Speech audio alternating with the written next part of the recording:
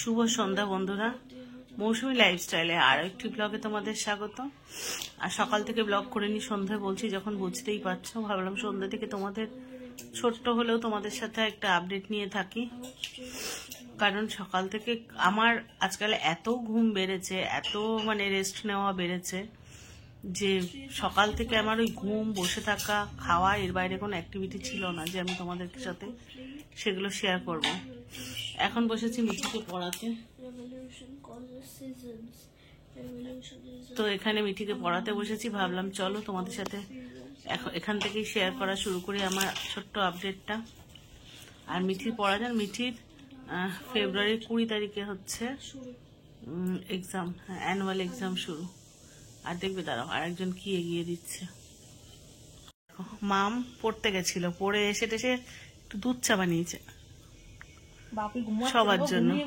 আর তোমাদের দাদা দেখো অফিস থেকে এসে শুয়ে পড়েছে, শুয়ে মামকে অ্যাকচুয়ালি মাম চাটা করে ভীষণ ভালো। আর আমাদের চায়ের গ্লাসগুলো দেখেছো কি সুন্দর। আর দেখো দোকানের মতো গ্লাস কেনা হয়েছে, এটা একমাত্র আমার বাড়িতে স্মার্ট বাজার গেছিলাম, ওখানে আমি আমার নিজের জন্য স্টেশনারি, আমি সবসময় মলে গেলে স্টেশনারি শপের স্টেশনারি কর্নারে চলে যাই। তারপর ওর পাশেই ছিল ক্রকারি সেট, তো ওখানে আমি দেখেছিলাম, কত প্রাইস মনে নেই, কিন্তু আমি দেখে খুব কিউট কিউট দেখতেছিলাম। 99 এ 6টা, সস্তা। তাই হবে, মাকে কিউট দেখতেছিল, আর তাই মাকে ডাকছিলাম, ডাকিয়ে এটা বলছিলাম। তো এইটা যখন দুধ চা খেতে ভালো লাগে, এতে বেশ একটা সে পুরোনো দিনের দোকান ফিলিং হয়, সেই জন্য কিনেছিলাম, যদিও মিঠি বলেছিল। আর এদিকে মিঠির অবস্থা দেখবে, আমার সামনে বইটা খোলা, মনে হচ্ছে না পড়তে আমি বসেছি। এখানে এই লেভেলের বই খাতা, আর এই যে মাম চা করে নেয়। হ্যাঁ, মনে হচ্ছে হায়ার সেকেন্ডারিটা ওই দেবে। আর মাম টিউশন থেকে ফিরলো, মামের বাবা মামের হাতে চা খেতে খুব ভালোবাসে, অবশ্য আমিও। শুধু শুধু বাবার কথা বলে লাভ নেই, মাম ভীষণ ভালো চা করে, ভীষণ ভালো। চায়ের দোকান দেবো একটা, মাম বলছে একটা চায়ের দোকান দেবো, তো সেই জন্য আমরা সবাই মামের হাতে চাটা খেতে ভালোবাসি। আর মাম নিজেও আমাদের চা আর পছন্দ করে না, ও এখন একটু বড় হওয়ার পর থেকে ও চাটা প্রেফার করে, ও দুধ খেতে চায় না। হ্যাঁ, এই বছর থেকেই মাম চাটা বেশি খাচ্ছে। দুধ এমনিও কোনোদিনই খেতে চাইতো না, ওকে দই খাওয়ানো হয় বেশি। দই টক দই, ছানা, এগুলো ছোটবেলায় বেশি খাওয়াতাম। তার কারণ মাম ছোটবেলায় ভীষণ পেটের সমস্যায় ভুগতো, প্রচন্ড। ডাক্তারের সাজেশন ছিল ওকে দুধ খাওয়াবেন না, ওকে টক দই, ছানা এগুলো খাওয়াবেন। তো সেই মতো মামের দুধের হ্যাবিটটা খুব একটা তৈরি হয়নি। একদম ছোটবেলায় ছিল সেটা ঠিক কথা, কিন্তু 2-2.5 বছরের বয়সের পর থেকে মাম দুধ খেতই না, মামকে দুধ খাওয়াতাম না, খেত না বলা ভুল, খাওয়াতাম না। আর ওর প্রবলেমের জন্য ডাক্তার বলেছিল টক দই খাওয়াবেন। ও টক দই খেয়ে কত উপকার হয়েছে। হ্যাঁ, ওই ছোট্টবেলা থেকে ওকে 1 বাটি করে টক দই, তাও কোনো চিনি দিতাম না, কিন্তু প্লেন টক দই, আর হচ্ছে সন্ধ্যাবেলা ছানা। এটা হচ্ছে মামের টিফিন ছিল, সন্ধ্যাবেলা ছানাটা ছিল টিফিন, আর ওই খাওয়ার 8 ঘন্টা বাদে, দুপুরে খাওয়ার 8 ঘন্টা বাদে 1 বাটি টক দই, ঘরে পাতা টক দই, তাও আবার। হ্যাঁ, সেটা ছিল মামের রুটিন, যেটা আমি মিঠিকে চেষ্টা করেও হ্যাবিটটা তৈরি করতে পারিনি।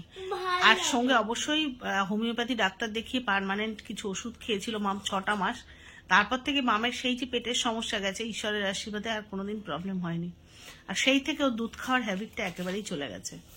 আর এই বছর দেখছি মাম একটু বড় হয়েছে বলে মামের চা খাওয়ার হ্যাবিটটা তৈরি হচ্ছে। হ্যাঁ, মাথা ব্যথা, যাই হোক, একটু পড়ার চাপ পড়ে, তো ওই জন্য ও পড়ে এসলো, এসে চা খাবে, খেয়ে এবার ও আবার পড়তে বসবে। তার আগে সেই চাটাও নিজেই করতে গেল। এবার রাত্রেবেলা খাবারও দেখা যাক কি হয়। ওর বাবা ওদের জন্য আজকে একটু চিকেন নিয়ে এসেছে, চিকেন, তাও কি রান্না করা চিকেন, কিনে আনা চিকেন, ক্যান্টিনের কিনে আনা চিকেন। সেটা ওদের কি চিকেন, ওটা চিজ টার্কি। ওরা 3 জন খাবে। আমি তো জানো বাড়ির নিজের রান্না করা মাংসই আমার খেতে ইচ্ছা করে না, ওই কষার বিচ্ছিরি, ওই মশলার ওই গন্ধ, এটা তো খাবোই না, প্রশ্নই আসে না। আর সাথে মাম বললো মা একটু ফ্রাইড রাইস খাবো, তো চালটা ভিজিয়ে রাখা হলো, যেটা ও নিজেই করতে চায়, যেটা ও নিজেই করতে চায়, ও আমাকেও করতে দেবে না। ও বললো আমি পড়ে উঠে ওটা করবো, সময় তো লাগে না। যাই হোক, যদি সবজিটা আমি ভেজে টেজে দেবো মা, যাই হোক, চলো চাটা ঠান্ডা হয়ে যাবে, চাটা খেয়ে নিই, মিঠিকে একটু পরিয়ে নিই, তারপর মামা যখন রান্না করবে আমি দেখাবো, মামের সাথে তোমাদের শেয়ার করবো। চলো চাটা খেয়ে নিই। আমি পড়ে উঠে এখন বানাতে এসেছি ফ্রাইড রাইস। এই তো হচ্ছে ফ্রাইড রাইস বানাতে এসেছি। আর বাপি তো সাথে একটা চিকেনের আইটেম কিনেই এনেছে, চিজ টার্কি সম্ভবত। তাই জন্য আমি এখন এই যে ফ্রাইড রাইস বানাচ্ছি। আমি একবারে বানাই না, আমি না দুবারে বানাই। মানে অর্ধেক ভাতটা আগে বানিয়ে নিই, তারপরে বাকি অর্ধেক ভাত দিয়ে আরেকবার বানাই। সবজিটা আগে ভেজে হাফ তুলে রাখি আর হাফ দিয়ে আগে বানিয়ে নিই। এই যে হাফ হচ্ছে আর বাকি হাফ করবো।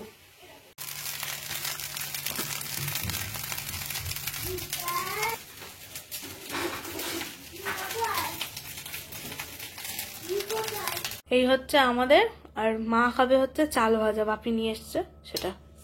আমার তো রান্না কমপ্লিট, আর বাপি যে চিকেনটা নিয়ে এসেছিল সেটাকেও ফুটিয়েছি। এখানে সব রেখেছি একসাথে পাশাপাশি। এবার সবাইকে খেতে দেবো, কিন্তু কারোর খাওয়ার পাত্তা নেই, সবাই বসে ফোন দেখছে, বুনু ড্রয়িং করছে, আর মা চুপ করে বসে রেস্ট নিচ্ছে। এই যে ফ্রাইড রাইসটা, এটা আমার বানানো, আর এই যে চিকেনটা চিজটা আর কি, এটা বাপির আনা গরম করা। এই হচ্ছে ডিনার। এটা কি হচ্ছে মিটি? এই যে এইটা আমি এঁকেছিলাম যখন আমি 8 ইয়ার্স ছিলাম, এখন আমি 9 ইয়ার্স, আর এখন এটা আমি রিক্রিয়েট করছি। এসব হচ্ছে ইউটিউব দেখে শেখা বুদ্ধি, রিক্রিয়েট করা, তাই তো? হ্যাঁ, আর আজকে ডিনারটা কি টেস্টি, ডিনারটা টেস্টি, such a delicious। মা তো চাল ভাজা খাবে, তোকেও চাল ভাজাই তো দেবো। না না, হ্যাঁ। আর এটা কি হচ্ছে একটু দেখি, আঁকাটা আচ্ছা আমি শেষ হয়নি। এরম করে যদি মা তোকে পেটায়, এরম করে ধানটা ঝাড়ছে, কিরম হবে? পেটালি তো এমনি খাই একটু একটু। সব ছড়িয়ে বসে আছে, খাবার যে হয়ে গেছে এর কোনো পাত্তা আছে? এরও কোনো পাত্তা নেই, এনারও কোনো পাত্তা নেই। খাবে না নাকি? খাবার দিলেই খাবো। খাবার হয়ে গেছে, হ্যান্ড ওয়াশটা করলে খেতে দেবো। 4 গ্রামে সস্তা দিচ্ছে অনেক। ঠিক আছে, 4 গ্রাম থেকে কিনে খাও, আমার মনে খাবার ছবে না। মা কালিপি 30 সারা টাকা এগুলো দিন। দিচ্ছে কি করে 4 গ্রাম? জানি না। চিকেন মোগলাই পরোটা এগ মারছে। রোলের বদলে ওটা দিয়ে দেবে আলু রোল, এক থাকবে না। চলো চলো খেতে চলো সবাই। চলো। হ্যাঁ খালাজাত বাবু বলুন। আবার ফোনে চলে গেল। তো কালকার ব্লগটা কন্টিনিউ করতে পারিনি। সকালে উঠে চলে এসেছি বারান্দায়। তোমরা জানো আমার খুব পছন্দের জায়গা বারান্দা, তো সেখানে উঠে চলে এসেছি। সকাল বললে ভুল বলা হবে, বেশ বেলা হচ্ছে, 9:30 পৌনে 10টা বাজে। আলো উঠে গেছে কত, বুঝতেই পারছ। তো উঠে চলে এসেছি বারান্দায়, চা খাবো। উঠেছি বেশ বেলায়, উঠে একটু বড় মামার সাথে গল্প করছিলাম। না, তার মানে এখন পৌনে 10টা বেজে গেছে। বড় মামা তো 9:20-তে ফোন করলো। তারপর বড় মামার সাথে অনেকক্ষণ বসে বসে গল্প করলাম, চাটা খাবো। তা ভাবলাম চলো আজকে ব্লগটা শেষ করে নিই, কারণ বেশ বেলা হয়ে গেছে। কালকে তো ব্লগটা কন্টিনিউ করতে পারিনি। তো রাত্রেবেলা শুয়ে শুয়ে সমস্ত কমেন্টস পড়ছিলাম। কিছু কমেন্টসের লাভ রিয়াক্ট দিয়েছি, 2-1টা উত্তর দিয়েছি, উত্তর খুবই কম দিয়েছি, তো রাগ করো না। প্রথমে বলি সোমাশ্রীদি আবার আগের মতো রেগুলার হয়ে গেছে, খুব ভালো লাগছে। কিন্তু দিলারাদিকে খুঁজে পাচ্ছি না, তার একটাই খারাপ লাগছে এই কারণে যে এই সময় আমাদের মতো পেশেন্টটা বেশিরভাগ সবাই অসুস্থ হয়ে পড়ছে। 2-1 দিন ভালো থাকছে, 2-1 দিন খারাপ হচ্ছে। এই যেমন কালকে মিষ্টির ব্লগটা দেখছিলাম যে ওই দাদাও খুব অসুস্থ হয়ে পড়েছে হঠাৎ করে। তো আমাদের মতো পেশেন্টের এই খারাপ থাকা ভালো থাকা থাকবেই। আর শিবানীদি কমেন্টস করেছে, শিবানীদিরও শরীরটা হঠাৎ করে খুব খারাপ হয়েছে। বাকি বন্ধুদের জানাই এরা সবাই কম বেশি অসুস্থ, সিকেডি পেশেন্ট। মানে অসুস্থ মানে আমরা কিন্তু সব সময়ের জন্য কেউই অসুস্থ নই, আমরা সুস্থ জীবনও যাপন করি, আবার যখন তখন যে হোক অসুস্থ হয়ে পড়তে পারি। আর সেটা হচ্ছে শীতকালটা যে অনেক বেশি, সেটা প্রমাণ পেলাম। গত বছর হয়েছিল নিউমোনিয়া। এবার গত বছর পুরো শীতটা বিছানা থেকে নামতে পারিনি, 1.5 মাস তো আমি বিছানা থেকে পাই ফেলতে পারিনি। কিন্তু ভেবেছিলাম সেটা হয়তো নিউমোনিয়ার আফটার এফেক্ট। কিন্তু শীতে যে আমাদের মতো পেশেন্টরা এত অসুস্থ হয় তখন বুঝিনি। ভেবেছিলাম যেহেতু নিউমোনিয়া হয়েছে তাই আমি এতটা অসুস্থ। কিন্তু এবছর তো ঈশ্বরের আশীর্বাদে সেরকম কিছু হয়নি, কিন্তু তারপরেও আজকে ফুলে যাচ্ছি, কাল জল বেড়ে যাচ্ছে, পরশু শ্বাসকষ্ট হচ্ছে, কিছু না কিছু লেগেই আছে। তার মানে বুঝলাম যে এটা আমাদের মতো পেশেন্টের ভবিতব্য। শুধু তাই নয়, মানে আমার যে সমস্ত সিকেডি পেশেন্ট বন্ধুরা আছে প্রত্যেকে কমেন্টস করছে যে তারাও কম বেশি অসুস্থ থাকছে, কখনো সুস্থ থাকছে কখনো অসুস্থ থাকছে। তো সব মিলিয়ে বুঝলাম যে শীতকালটা আমাদের মতো পেশেন্টদের জন্য খুবই খারাপ। দেখা যাক, শীত শেষ হতে চলেছে, গরম এলে আবার কি হয়, আমাদের কপালে কি আছে। তো যাই হোক, এভাবেই চলবে। প্রেশারের ফ্ল্যাকচুয়েশন থাকবে, শ্বাসকষ্ট থাকবে, মাঝে মাঝে না উঠতে পারা থাকবে, মাঝে মাঝে জল জমে শরীর ফুলে যাওয়া থাকবে, আবার তার মধ্যেও বেঁচে থাকাও হয়তো থাকবে। এভাবে যতদিন চলতে হবে, এভাবেই অসুস্থতাকে ক্যারি করে হয়তো আমাদের জীবনটা কাটাতে হবে। যাই হোক, এটাই আমাদের ভবিতব্য, এটাকে মেনে নিয়েই আমাদের এগোতে হবে।